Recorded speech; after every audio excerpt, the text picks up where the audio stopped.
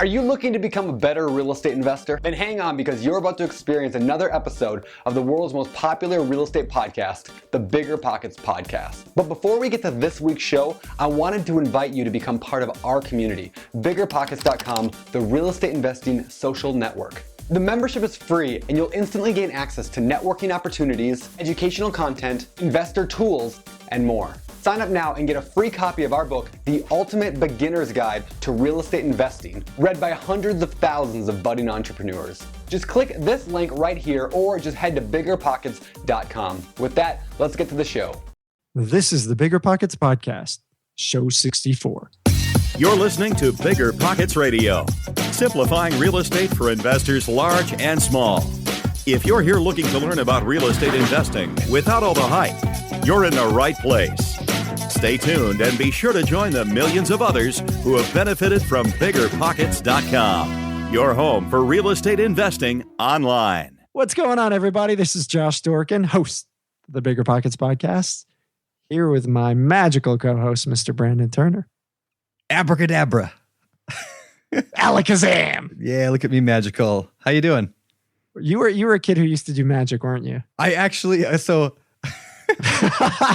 I remember setting up this magic table in my bedroom and doing a whole magic show for my family. And then 2 months ago, I went to Universal Studios in Florida and I bought a whole magic kit there that I've been waiting to do on a Bigger Pockets video, and I haven't done it yet. But speaking of video, I did actually work on a video this morning that I'm going to be editing later today for Bigger Pockets. So I'm pretty excited. I got a new camera lens and stuff. So very exciting. I'm sure everybody cares. They do. You should check out my new. I'm telling you. What's the new video? What are you working on? All right. So I did a video on the Pro upgrade. So hey, you should go check out the Pro page, everyone, at biggerpockets.com/pro. Look at that. Nice plug, Brandon. Yeah, look at that. Yeah. Okay. So I set that one up and hit it out of the park. I'm a sucker. Okay. All right, moving on. Well done. All right, guys. Today we got an amazing show. We've got Josh Sterling as our guest, and this guy is unbelievable. Really, really inspiring. He's a real estate investor up in the Detroit, Michigan area, Detroit adjacent. Josh is a former pilot, a current air traffic controller. And while working his full-time job, he's a real estate investor amassing a portfolio in the past 5 years of 50 properties. So in 5 years while working his full-time job, this guy's built up this incredible portfolio. So for any of you guys who are thinking, I'm too busy, or it's so hard to get that first one and then the next one, you really, really want to pay attention to this one all the way through. Josh has got some really good advice. We go into depth on a lot of really cool topics, and hopefully you'll stay tuned. With that said, really quickly want to hit our quick tip. Today's quick tip is we are in the midst of a big time redesign of Bigger Pockets, and in the coming weeks we're going to be relaunching this thing with really, really much sleeker design, a lot cleaner. We're improving a lot of the functionality that may be a little, junky, so to speak. Some of the problem areas we've really focused attention on. So just wanted to give you a heads up. We got this thing coming soon. It's going to look awesome, and it works great, and we're super excited about it. So that is today's quick tip. Lastly, this is show 64 of the Bigger Pockets Podcast. You can follow the show notes at biggerpockets.com/show 64. And finally, there was a lastly, then a finally. And finally, if you have not yet reviewed this show or left us feedback on iTunes, we really ask that you do so. Please jump in, leave us an honest review. We haven't really asked you guys a lot lately to do that. And we're now averaging almost 22,000 listens a show. We've got 600 reviews. So hopefully some of you guys who haven't yet taken the time to do that could. It really helps us get more visibility, helps increase the listenership for the podcast. So please go and do that. That all said, I want to bring on to the show Josh. Josh, what's going on, man? Welcome to the show. All right. Thanks for having me. It's good to be here. Awesome. Good to have you. Yeah, this is the first time we've had a guest with the same name as of my host here. Josh. Yeah, my caveman brain may not be able to fully function in talking to somebody with the same name. Me, Josh. No, Josh Sterling, we are glad to have you. You and I have actually known each other for a little while now. I don't know, it's been like, I don't know, what, a year maybe? I think we met a long time ago. You reached out to me and we started emailing back and forth, and I'm excited to have you on the show today. Well, great. Thanks again. It's great to be here. Yeah. So Josh, we talked before the show, and you have 50 doors under your belt as of this, sometime in the next couple of days, you'll close that last deal. We'll talk about it. You've been at this for 5 years and you work a full-time job. A lot of F's going on here. That's awesome, man. I mean, wow. How on earth do you go from this guy who knows nothing about real estate and 5 years later, you've built such an incredible business? It starts with, I did everything growing up that you're supposed to do, right? I, right out of high school, went right to college, best college that I thought I could go get into, did well in school, graduated top of my class, went right into the career. I became an airline pilot. Nice. Thought I really had it figured out. 5 years after that, I was about 26, 27 years old, and I realized maybe the path that I went down wasn't really the right path. Everyone tells you to go to school, get the good job. I bought a condo in there sometime right at the peak of the market, and looked back over it all, and it really wasn't the right way to do it, I think. So I started looking into other things to do. I had about every different idea for different businesses that I could start, and really, real estate investing was the only one that made sense to me at the time. Nice. Hey, when how we started. When was this? Because you're a young guy right now. I mean, you don't look much older than 26, 27 right now. I just turned 30 here last year. Nice. Okay. So welcome to the club, baby. You old guys. Not so good to be there. No. Well, that's cool. Well, so how did you actually get started then? I mean, what did the first deal look like, or what was your entrance in? Sure. So, our first deal was kind of accidental. I mentioned I bought a condo in there somewhere at the peak of the market, probably the highest day ever for prices, I think it was. I bought that day too, by the way. I didn't know it at the time, but my now wife, she had also bought a property, I think about the day before I did, about the peak of the market. So our first deal we met was, at the closing table. It was a romance at the escrow. We met in Las Vegas, so that's a whole other story there. But Nice. But she ended up moving to my place in Florida. I was traveling around with the airlines, so we rented out her first mistake property, if you will. A little bit negative cash flow, but made it work. So that wasn't really a true targeted investment, but that's what got us into it. I remember the day we listed it. We listed it for rent. We went out bowling. I came back. I have 17 missed calls on my phone. So I figured, wow, there might be something to this, and that's what got us into it. Well, that's cool. Do you recommend people starting that way? Like, looking back, do you recommend people start with their first, turning their home into a rental? Not necessarily. I think that was actually probably the hardest way to do it, mainly because I know she was emotionally attached. We still have it as a rental today. She has a little bit of an attachment to that home. It had actually been in her family for about 30 years. So, if any kind of damage is done, even though it's just a small monetary fix, it's still emotionally is tough for her. Yeah. But either way, that's what got us into it. And then it was just a matter of how do we actually turn this into something scalable and some kind of business here. You make a really good point there on the emotional side. I think that's probably one of the most important things that an investor needs to learn is to separate emotion from business.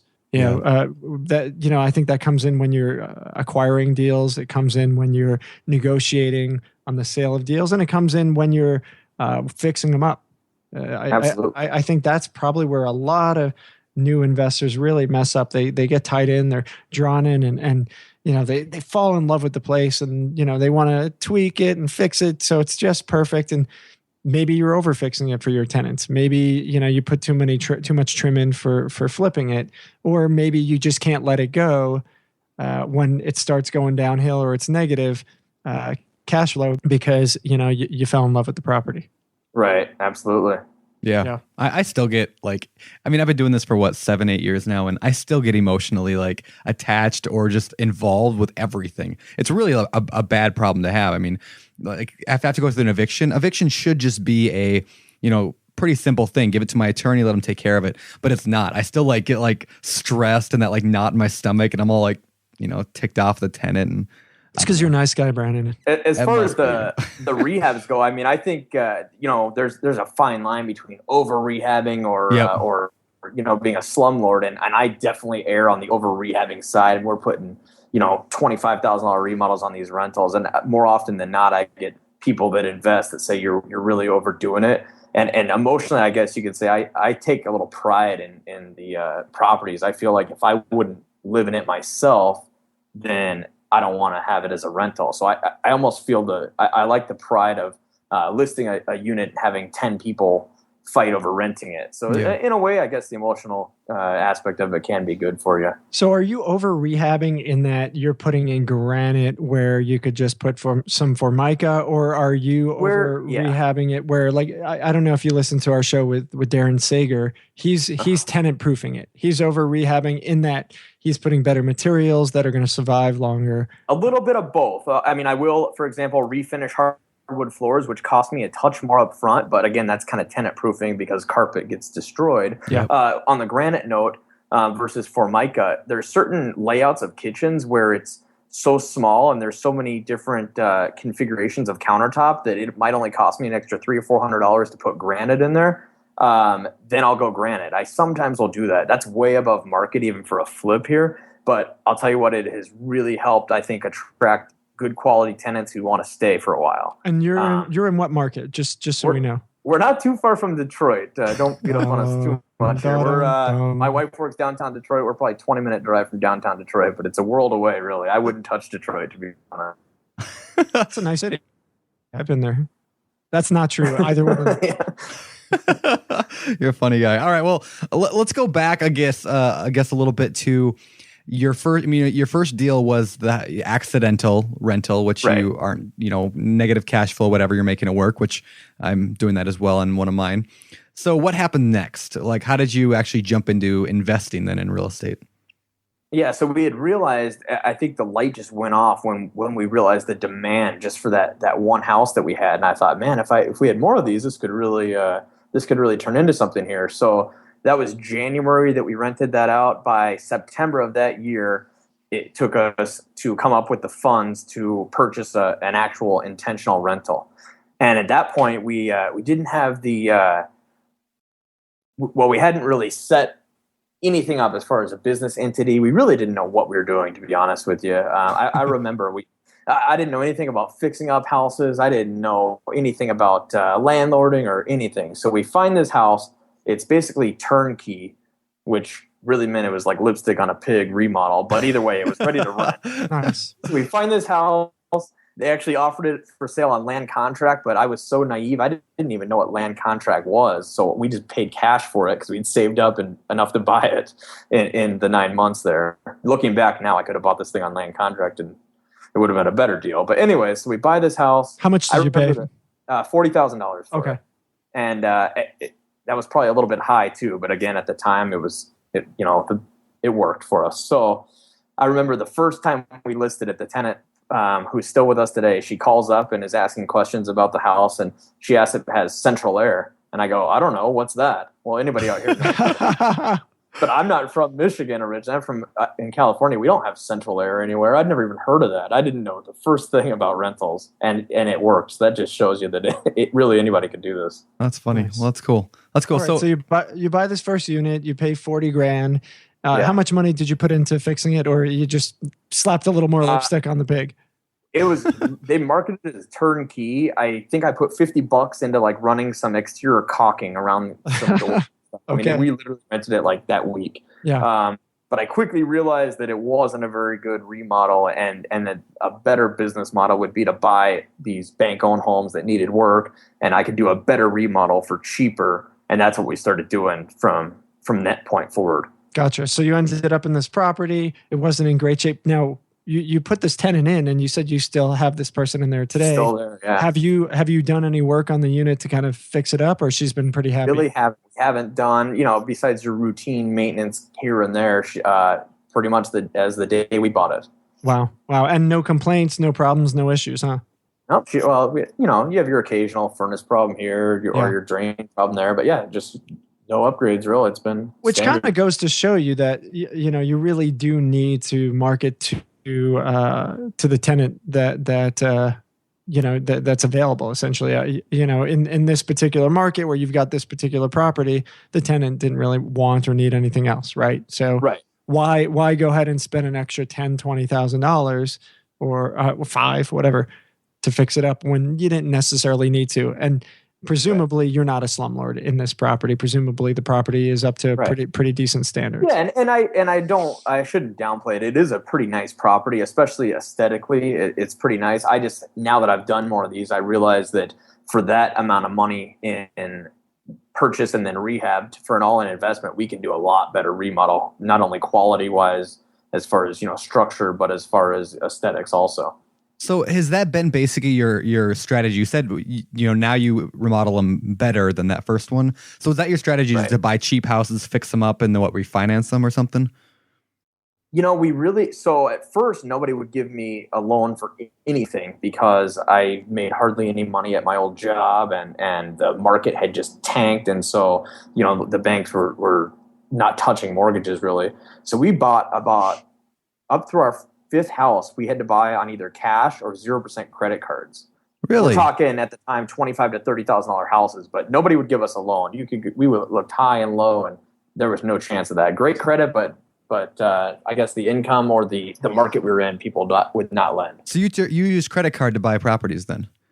We used to do, I'm not talking cash advance, 20% APR. There's actually some pretty good balance transfer offers that you get. If you have a $20,000-$25,000 limit, or we would actually get a few cards with $7,000, $8,000, $10,000 limits, lump them all together, and you can get $30,000 in cash off of those. And essentially it's the fee you might pay might be maybe 4%. Yep. But over a year, that's a pretty good rate. And you've just got to be disciplined enough to pay those off, which we were able to do. So you were buying them with the 0% interest and then just paying them off over the 12 months or whatever. As quick as we could. We were dumping anything from our job income into it, all the cash flow from the rental, whatever we could save, whatever we found in the couch, whatever we could do. So virtual hard money loan from the credit card company. Essentially, yeah, and it was a risk, but looking back at the time, I didn't have a lot to lose. I mean, I had basically graduated from the most expensive aviation school probably in the world.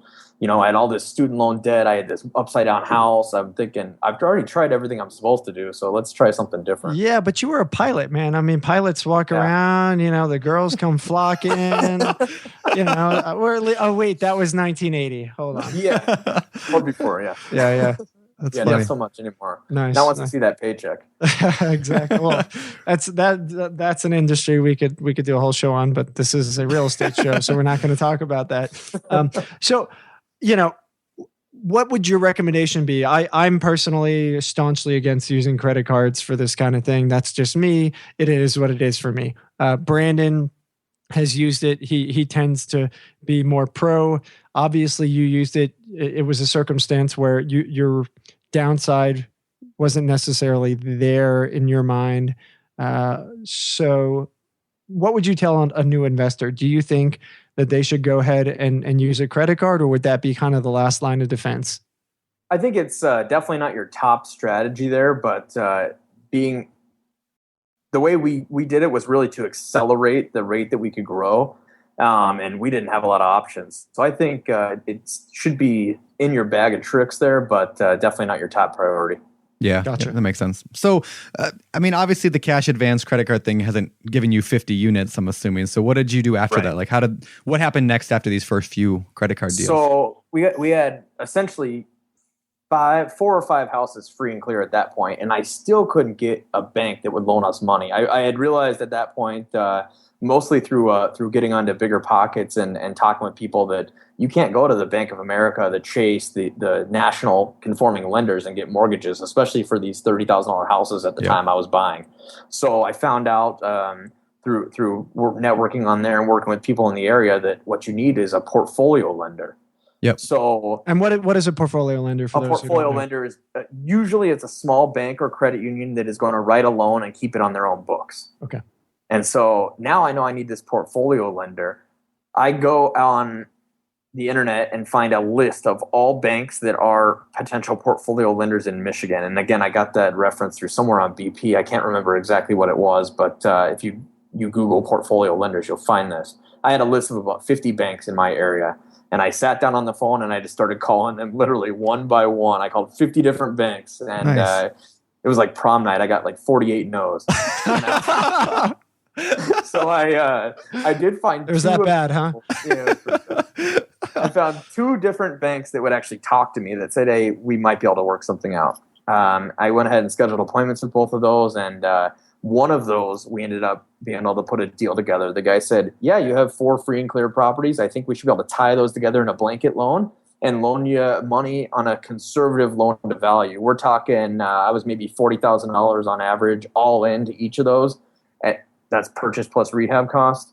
And they would loan me like 60% loan to value on that first loan against those. So I ended up getting a $100,000 blanket loan from them, which to me was huge because I'd been using 0% cards up till that point. That's awesome. That's cool. So the portfolio lender kind of came in and saved the day, which is awesome. I've kind of found the same thing with portfolio lenders in my area.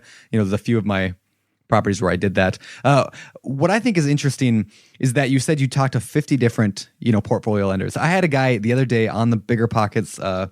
They sent me a PM, private message, and he said, "How do I find a portfolio lender? I can't find any around here." I talked to a few banks, and I said, "Grab the phone book, call every single solitary bank in the phone book." I was like, it might be 20 or 30 of them. So I love that you did 50 of them. I said, call 20 or 30 of them. Just ask them if they do any portfolio loans. And knowing now what I know and what I'm trying to do, I probably had a few more banks in there that would have worked with me, but I didn't know what I was even talking about really enough to. I'm surprised this guy worked with us, and we still work with him to this day. We've probably done 5-6 loans with the guy, the same setup. Cool. Yeah, that's one of the nice things when you find somebody that will work with you.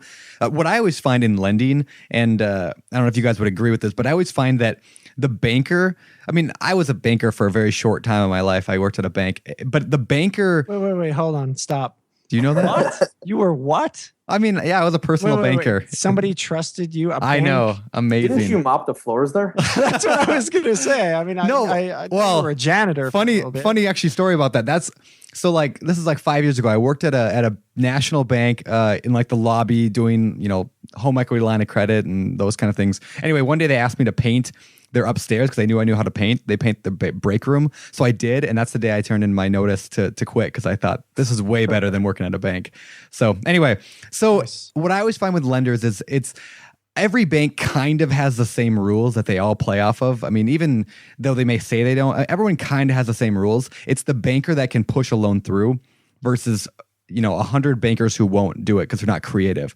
But if you find a good lender, a good banker that can actually work hard to push your loans through, they can do amazing things. So there's my quick tip for the day.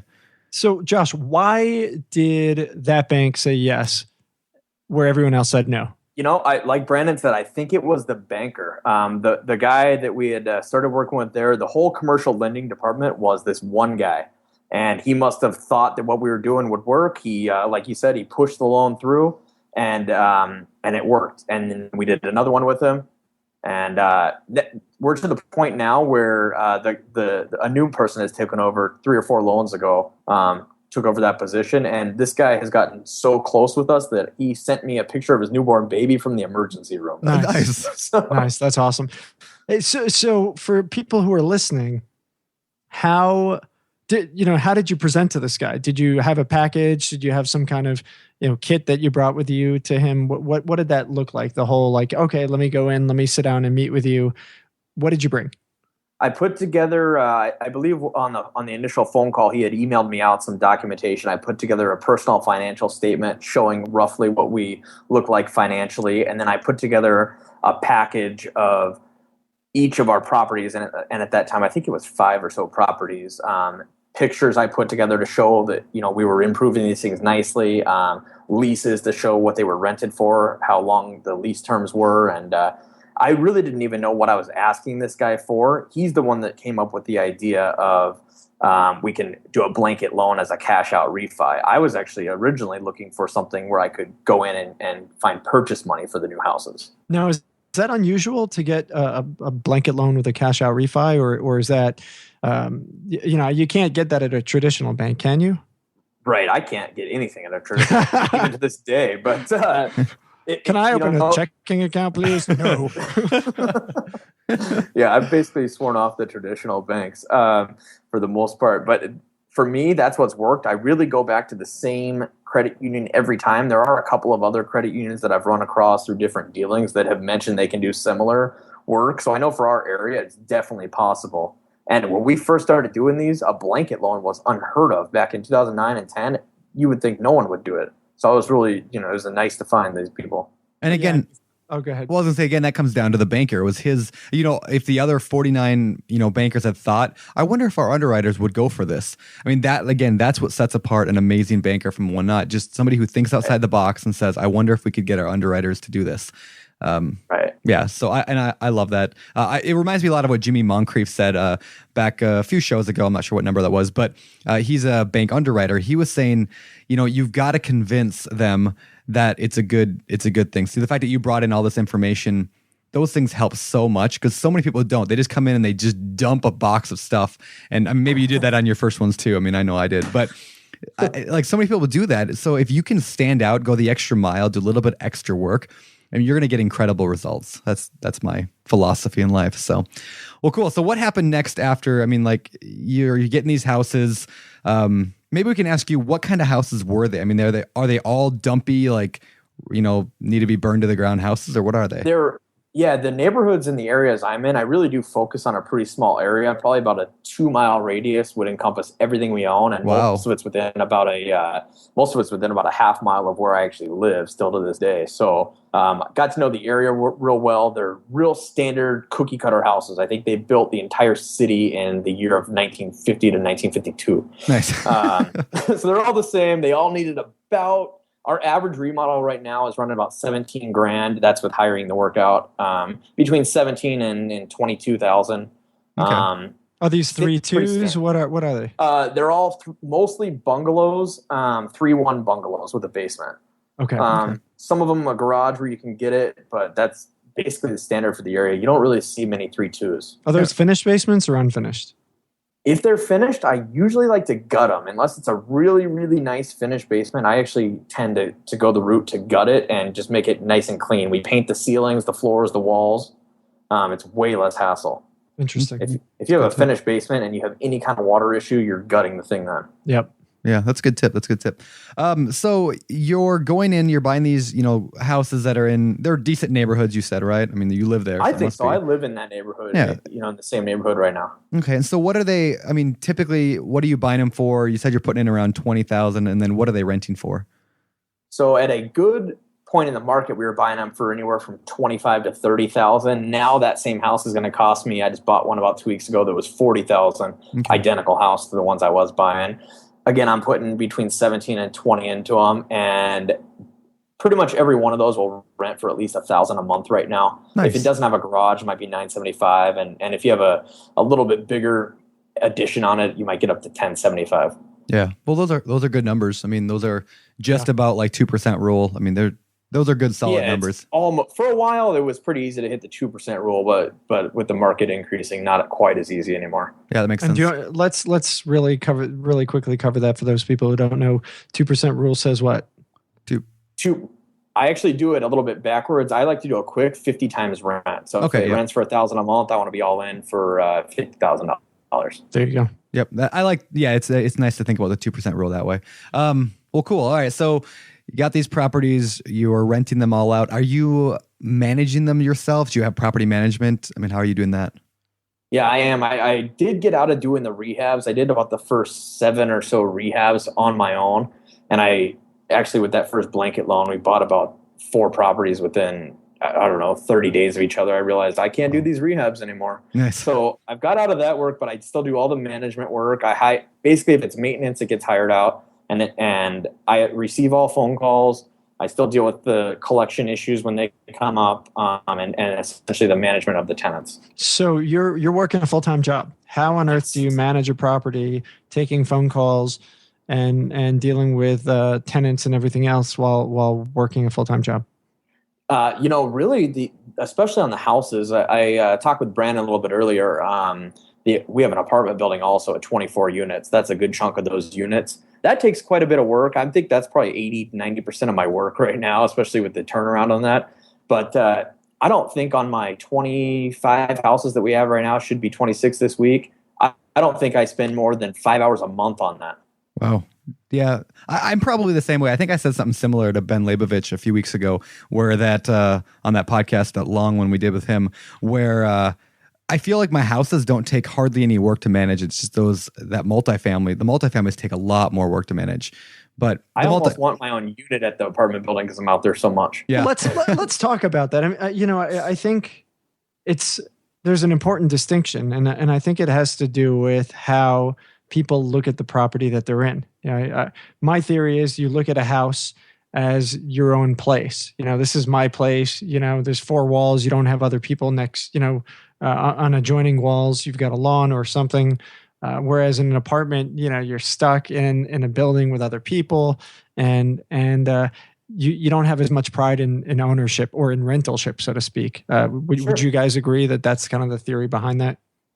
I would, and I actually think it comes back to the amount of rehab you put onto it. And so even if I am over rehabbing these a little bit, the quality of tenants, some of our tenants are doctors and lawyers. I mean, we have tenants that are, I think, extremely high quality, and it just improves the whole bottom line. Plus, people tend not to move, which creates a lot of work and costs a lot of money every time you have a vacancy. I think vacancy is like an emergency situation. So you think people aren't moving as much in houses as they are in apartments, and I would agree. But not only houses, but nicely rehabbed houses. My logic is if someone needs to rent and they cannot find a cheaper house or a nicer house, then they're not going to move. So if you price your property right at or just maybe slightly below market and make it nicer than everything else, your turnover, we ran above 99% occupancy the last 2 years on the houses. Yeah. Wow. That's great. Yeah. That's great. So well, you got to look at the cost to move. I mean, the cost to move isn't cheap. So figure that out. If you're going to save a couple bucks to go live in a new place, it's probably not worth it. Yeah. Right. One aspect that people don't talk about very often, and I'd like to get your thought on this, and that is, I say that single family houses are easier to manage, in my opinion. And multifamilies are nice because everything's right there, right? But single families just require less work. The thing that nobody talks about, though, is the amount of work, at least for me, that goes into insurance. Insurance is hands down the biggest time I spend, my wife spends. I mean, we have a fire insurance, no, not like a little fire, but like not a literal fire, but we have like a insurance fire to take care of every week, maybe 2 a week with all of our properties. And that's like half of my wife's day is spent dealing with the insurance companies on just things like your insurance has been canceled. Oh, your rate's been, you don't have adequate insurance. And then we have to send them a letter saying, yes, we do. Because you're a deadbeat, Brandon. No, like it's really like there's so many like stupid rules with insurance. When you have 50 properties, like if they're 50 single family houses, you get 50 letters a year from insurance. If you have one multifamily, you get 1 letter. So that for that reason alone, I take multifamily. But anyway, it's just like the B2R Finance is trying to do for the financing side of it. Now there really is no one for insurance that's made to handle, over 10 properties. They really start to shut you down. Yep. And I had a similar insurance fire about a year ago where I found out with 2 weeks notice that our rates were essentially going to double. I wish I had more notice on it, but I was able to scramble and find somebody who would cover them. But it's just a matter of time until the same thing happens again. So what does insurance cost on a $60,000 house in Detroit? So not Detroit. Detroit adjacent.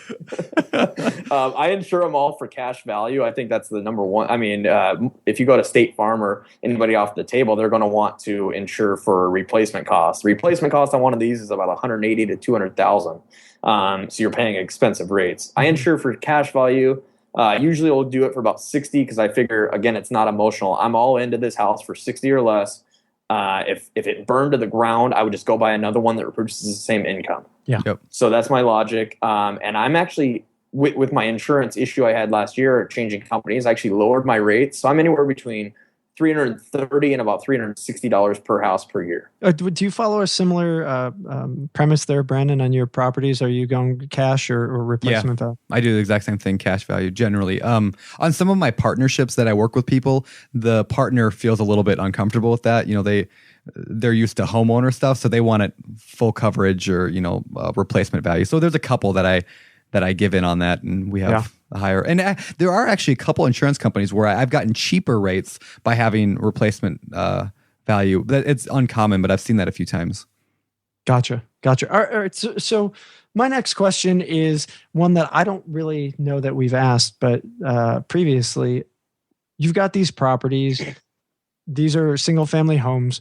What are the tenants responsible for? I, as somebody who wants to go and buy a single family rental property, how do I know, what do I take care of? Do I get a lawn service? Do they have to mow the lawn? Do I, get tree trimming, or do they have to trim the tree? Like what do you cover? What do you do? What are they responsible for taking care of? Basically, we try to put it that the tenants are responsible for essentially everything. Again, I think that's the other benefit over the apartment building in a way. Yep. So definitely lawn service, tree trimming.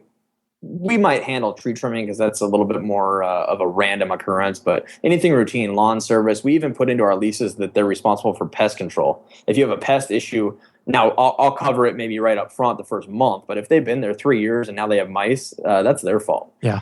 So those things, and then definitely all utilities, gas, electric, and in Michigan, water can be liened to the property if it's not paid. So we get all the water bills at our office. We pay them all ourselves, and then we bill the tenants. That's actually my biggest workload with the single families is sending out water bills every month. Takes me an hour or two. Yeah, we do the same thing with in not Washington State, but one of our towns refuses to let tenants pay water bills because they got stiffed so many times. So they require the owner to pay it. So I have to pay it, and I bill all the tenants, and then they don't pay, and then I got to bill them again and bug them. And do I evict over them not paying an $80 water bill? Yes. I mean, you do, but yeah, that is such an annoyance to my business. I don't know. Everybody in that town deals with that.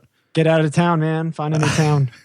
No, seriously. I mean, I'm serious. I don't buy a lot. Very landlord unfriendly town. Yeah, I've been moving a lot of my investing more towards where I live, which is Montesano instead of Hoquiam, which is that town. So So on these things that the tenants are responsible for, say lawn, do you require them to use a certain vendor?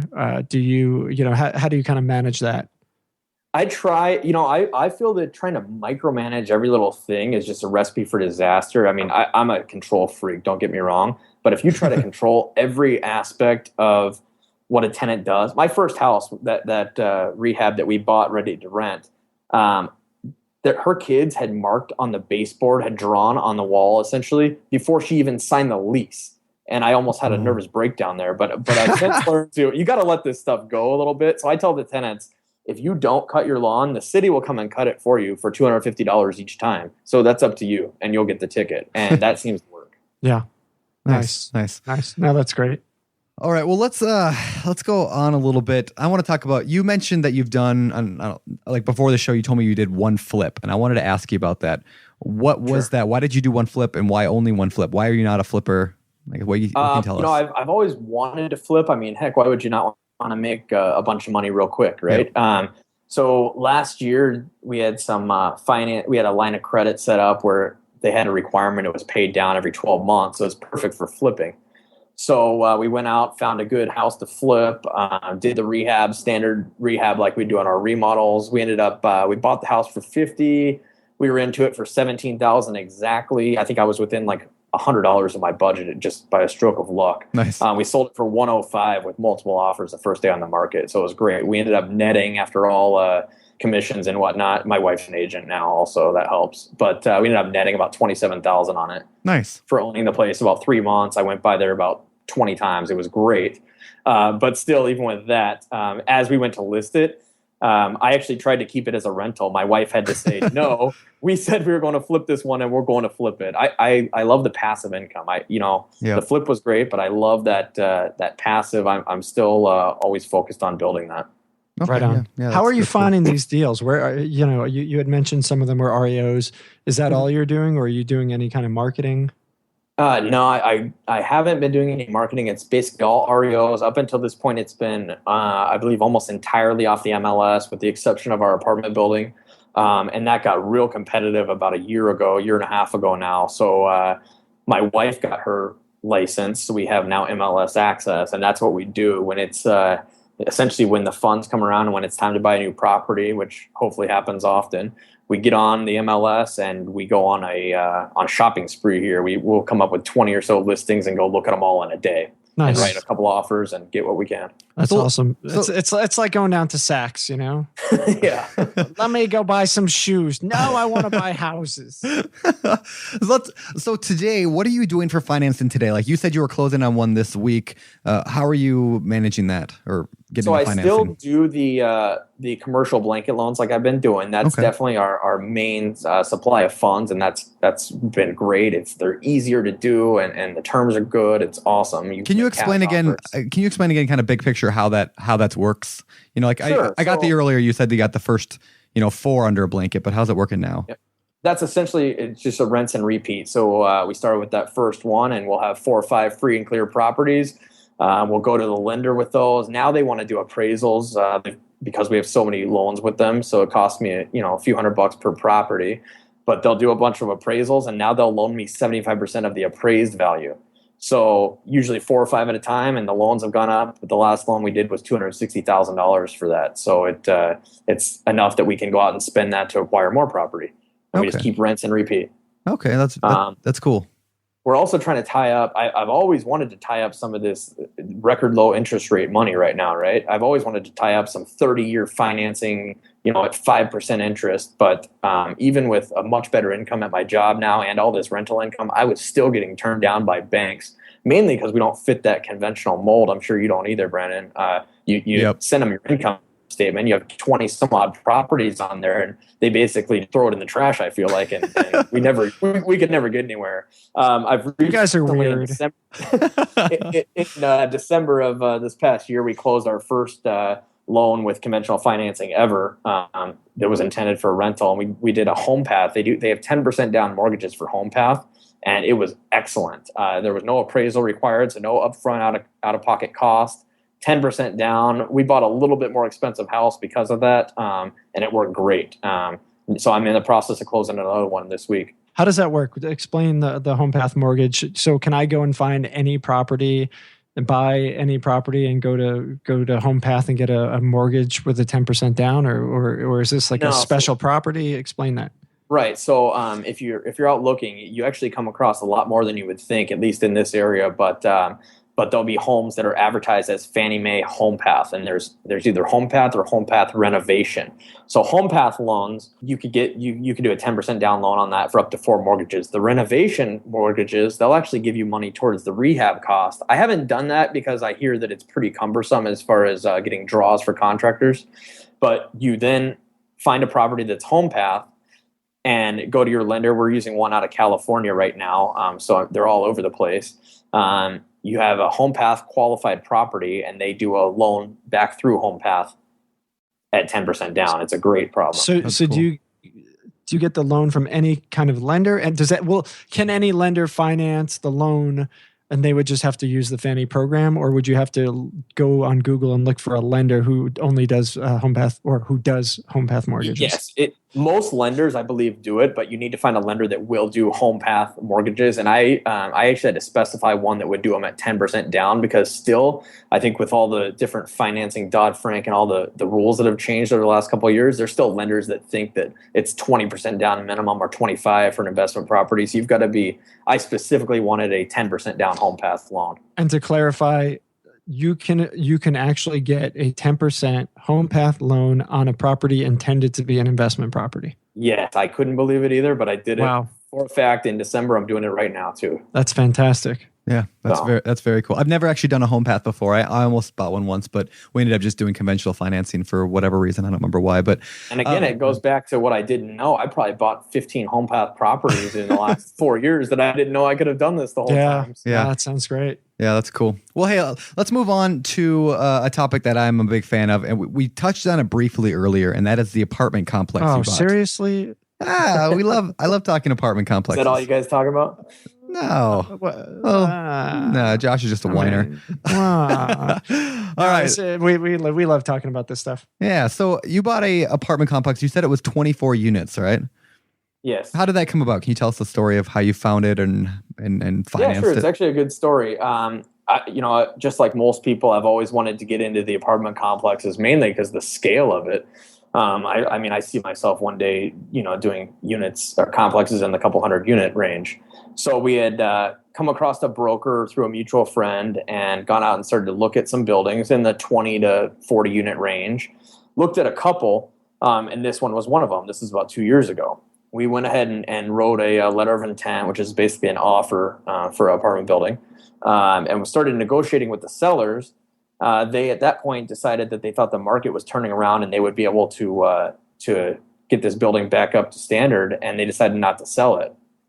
Fast forward to this past summer, which had been about 2 years lapsed there, and the original owners had actually looked my wife up on Facebook. He must have known her through high school or some college or something, and said, "Hey, are you guys still interested in buying that apartment complex that you looked at 2 years ago?" Nice. Of course, sure, if the price is right. So we went out, looked at it, started the process over again, and they had basically run the thing into the ground. They had, back in 2006, the old owners had bought the property for $900,000. And we ended up settling on $514 for it. So they had lost half its value. Wow. And as you know, multifamily is all based on net operating income. So it was 45% occupancy, a ton of deferred maintenance. It was a mess. That's cool. So you bought it at 45% vacancy, which means 45% occupancy. Yeah, occupancy. And what were the empty units like? Were they all okay, or did they need a lot of work to get? No, I mean, again, I over rehab. I mean, I really do. To me, it wasn't even close to cutting it. Some of them were okay as far as clean and basic, but I wanted to see a higher quality unit and therefore a higher quality tenant in there. So that's what we started doing. We started rehabbing the vacant units, and we were putting $8,000 to $10,000 into them. For that, we could do a kitchen, a bathroom, all new flooring, all new doors, light fixtures. And it's a lot of money to put into an apartment unit, but the way I justified it was, if I put $10,000 into it, I can raise the rent $100 a month. I proved that time and time again, because these things rent pretty quick once they're rehabbed. So that adds $1,200 a year to the net operating income, right? Yep. So if you add a 10 cap, that is $12,000. Yep. So I've therefore, in theory, got my money back already as soon as I can show it consistently rented. Yep. Nice. That makes sense. Nice. So what did this thing end up? Where is it today? What kind of vacancy rate do you have right now? Right now we are at 92% occupancy, and we just bought it. We closed on Halloween last year, so I'm pretty happy with that. The roughest 5 months or so of the year to rent, and we basically almost got this thing full. The two that we don't have rented are ones that we're finishing rehabs on right now. So you spent $514, bought it 45% occupancy. Yeah. At a 10 cap, where are we at today? What's that thing worth? I think we've actually added close to $400,000 in value. I think it's back up to that $900,000 range with everything rented, because I've increased some of these rents significantly. And what did you put into it? I've got somewhere between 85 and 100 into it. Mostly I did 6 units so far at about 10 grand per unit, give or take. I did a few furnaces or whatnot, which upped that. And then we did a little bit of exterior work, which was really one of the first couple of things we did. We did some new siding, and just to show that there was new life in the property. And I'll tell you, the phone, I actually have a waiting list for people to get into it right now, because we're trying to finish these last 2 units. That's incredible. It's been really going well. I think the old owners just weren't giving it attention. Yeah. And for those people listening who don't understand commercial that well yet, that's the power of the multiplier, right? I mean, I still don't understand commercial that well. You're there, man. You're getting there.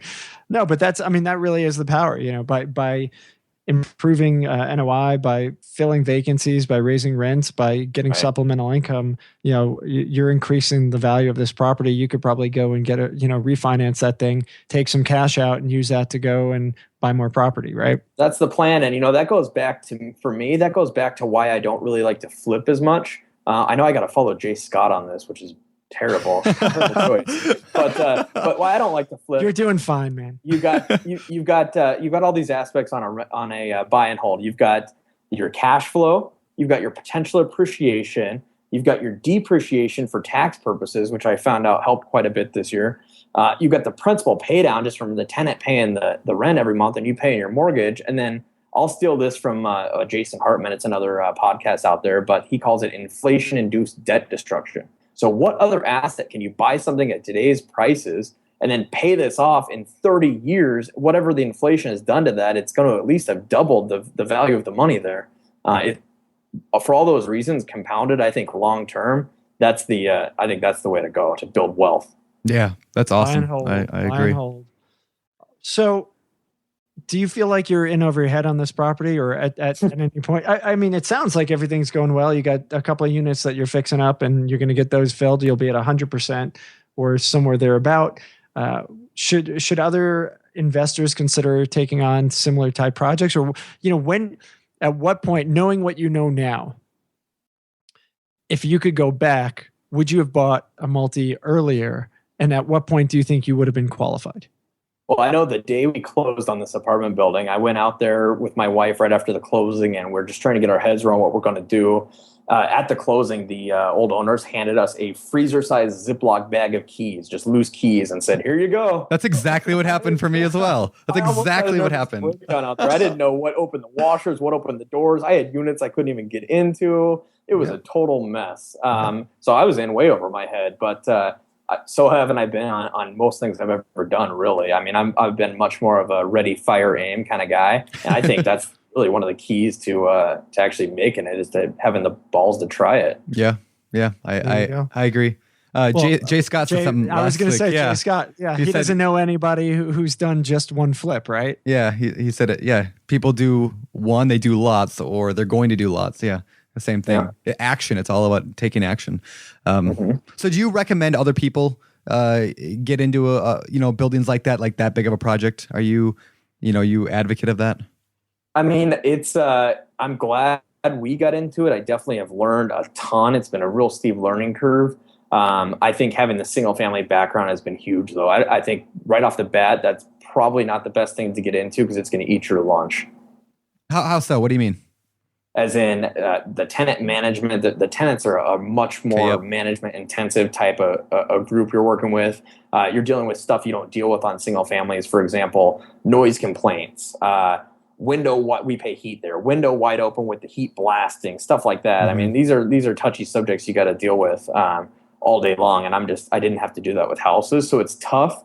But in the end, I think it's going to end up being a worthwhile endeavor that we did here. And also banks like to lend on these, from what I'm told, quite a bit more. I know my commercial guy is real excited about refinancing this. So I was going to ask, how did you finance this particular property? This one was run so far into the ground, if you will, that the owners had to sell it on land contract. There was no bank that was going to finance this thing at 45% occupancy with all that deferred maintenance they had and whatnot. So again, back to the blanket loans, we had just closed a larger blanket loan, and we ended up putting $120,000 down on it, financed the $394,000 balance on a land contract. They give us a 5-year balloon on that. I figured that should be more than enough time to get this thing turned around, and we took over. It's interesting. Whenever we talk, email back and forth or talk like this, how similar you and I are. I mean, even to the numbers on our buildings, you have a 24 unit, I have a 24 unit. Right. I bought mine at 45% occupancy. I gotta go, guys. Have a good time. You guys want to keep holding hands? It's like, love this. What is this love fest? It's so similar. Like every bit of the numbers you're saying is almost identical to what mine was. So I totally get with you. The other day, what you were saying about your lender's excited to refinance it. I had an hour-long talk with the commercial lender, one of the commercial lenders in my town. And yeah, he's super excited. We were brainstorming all these cool ideas. And he was totally into we were both feeding off each other on cool stuff to do. And that kind of goes back to what we were talking about way earlier, is finding that guy that you can do that with. It's amazing. Oh, it's nice. On my last blanket loan, he actually came to me and said, "We're ready for another one if you guys are." And I said, "Yeah, I think we are." Nice. So that's awesome. It's like the wheel kept going. Josh, how do you find dependable labor? Right? You're rehabbing all these properties. You're going to ask me? Yeah. I don't know. That's a good question. All right. How do you go? I mean, you've got, you've got all these units going on.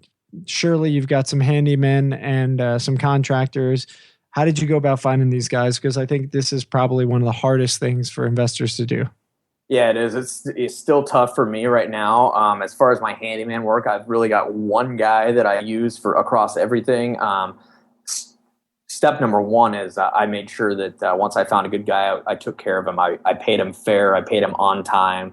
I treated him well. I gave him as much work as I could. So he wants to work for us.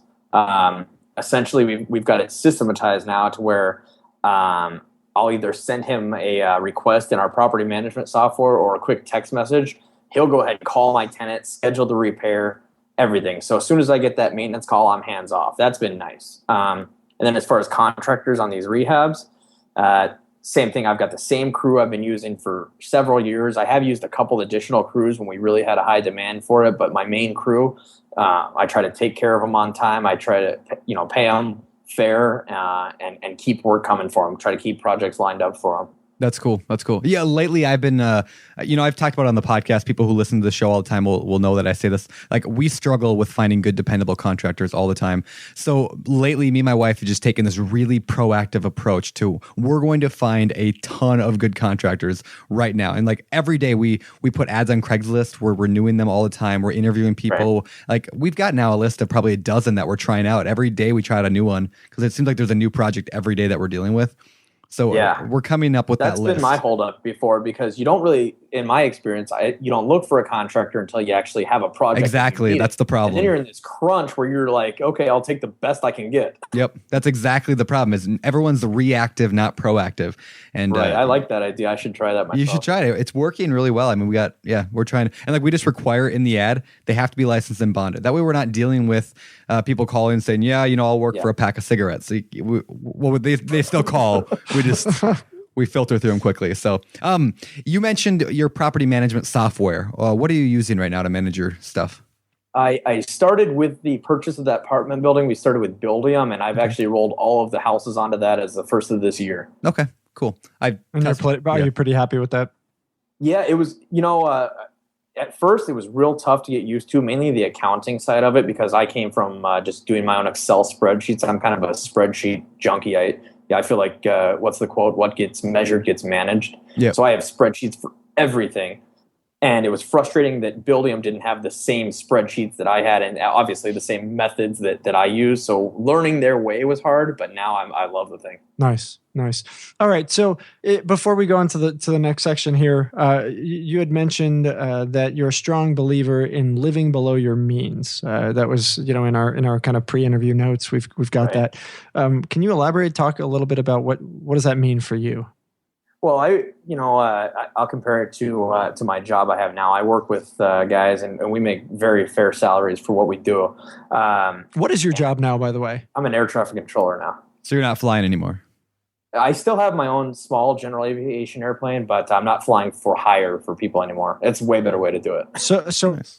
While planes are flying around, you're getting text messages from tenants and totally distracted. I'm a little worried. Where are you a traffic controller? I'll be sure not to fly in that area. Detroit Metro, but I'm never coming there anyway. They don't want me. I get back to the tenants. It's usually nothing's life or death there. Yeah, that's true. Actually, like nothing's hardly ever that important as much as they want to. An hour later, I tell people, if you call or text me, if I'm not back to you within an hour, that means I didn't get it. And the way our job works, it's great for that. I get, we're never working for usually more than an hour without a break, and so I'll take a break and go return a couple phone calls. Nice. All right, so living below your means. So again, I see these guys that make good money that I work with that are just strapped to the brink. There was a small little government shutdown, if you remember, this year. We ended up getting 1 day off unpaid. They were talking about doing 1 day every pay period. It's a small portion of what you're going to make. We had people literally looking for loans to sustain their lifestyle because they've inflated it so much. And to me, I couldn't believe it. You see it all the time, everywhere you look. The biggest factor besides maybe the commercial lender we found in our growth of our business has been living drastically below our means. Plus, it's easier to replace your job, your lifestyle, or to be financially independent if you only need to make $30,000 a year to live. Yeah, and at some point, obviously, your income from your rental portfolio is going to, catch up or pass that of your full-time job, and then you have a decision to make: do we keep working so we can expand our lifestyle, or do we bow out? And I'm at the point now where that's always been my goal, was to replace the job income and quit my job, and we're at the point now where that's very feasible.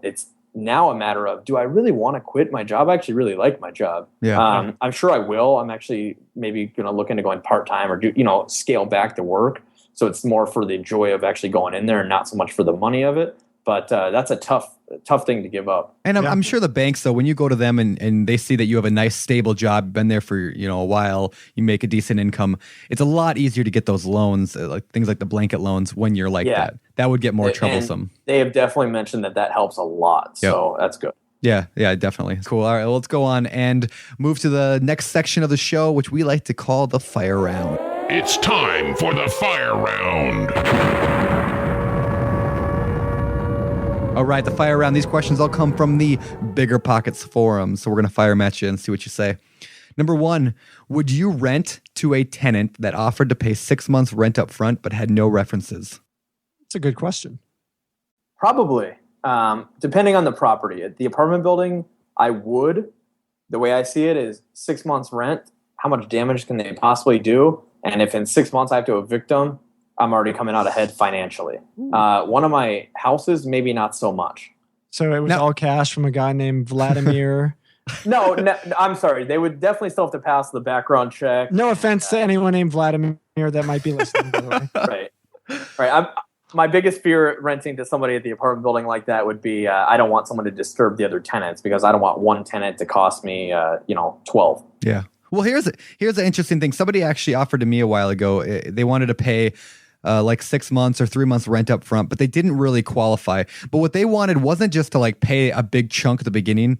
I guess here's what the problem was. They wanted to pay 6 months rent up front so they wouldn't have to pay rent for 6 months.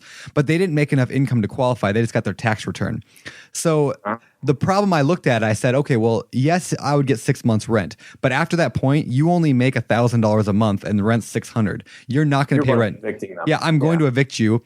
And at that point, 6 months from now, I'm going to lose a lot of money on you. So I didn't do it. Had they made enough income and the reference thing, I'm the same way. I probably would still do it without the references, but right. Yeah, I think it comes down to how difficult is it. Do you have 10 people knocking down your door to rent the unit, or do you have one person every month calling you? Yep. Yeah. And it comes down to just a financial decision for me. Yeah. All right, next question. If a newbie has only one rental property but is expecting to acquire more, do you recommend they create an LLC, some kind of entity to put the property in? I do, depending on your state. In Michigan, it cost me $50 to create an LLC. Not very hard. An attorney can modify a boilerplate operating agreement for you, which you should definitely have for, again, not very expensive. I waited till I had about 5 properties for my wife and I to create our LLC. And trying to go transfer all those properties on our own was a nightmare. At the Register of Deeds office we had to go to, they looked at us like we were foreign. We had to go to the desk 5 different times to make corrections, and it was just a nightmare transferring properties. Yep. So you would say upfront, just open up an LLC and put that first rental property into the LLC. Plus, then you're that much more invested in the business. You have that much more incentive to go ahead and grow it. And do you have one LLC per unit, or do you put multiple properties in a single My LLC? logic has always, people sometimes criticize that you should have multiple LLCs depending on the number of the amount of equity in each LLC. My logic has been, if you can put a 24-unit apartment building in an LLC or a 100-unit apartment building in an LLC, then why can't I put 25 houses in it also and cover it with an umbrella insurance policy? And then I try to go back and leverage my houses on the backside with a blanket loan. Yep. That's smart. Yeah. I like it. Next question. What type of flooring would you install in a higher end unit? Out here, all the houses have original hardwood, which refinishes. It's beautiful. You can stain it however you like. We do all a nice cherry stain on them all, and it looks good and it holds up good. So I use it for everything. Great. If not, definitely laminate over carpet where you can. I only do carpet in the bedrooms. Okay, cool. Right on. What do you do about a tenant who has a dog that barks incessantly? And I guess the question is, do you allow dogs? But we'll get there. The tenant paid the security deposit, but their neighbor's threatening to call the police. What do you do? Okay, for us, I usually let the neighbor handle that. Again, I feel like you can't control every little thing. If you have a dog that's driving a neighbor crazy, that's going to be between the neighbor and that tenant. I try not to get involved, short of maybe letting the tenant know that this neighbor is going to call the police on you. And for that reason, we don't allow dogs at our apartment building because they will be barking and disturbing everyone, and I'll be getting one of those calls per day. Yep. Cool. Gotcha. All right. Final question of the fire round. What projects do you deem as DIY? Nothing now. I've actually made it to the point where Nice.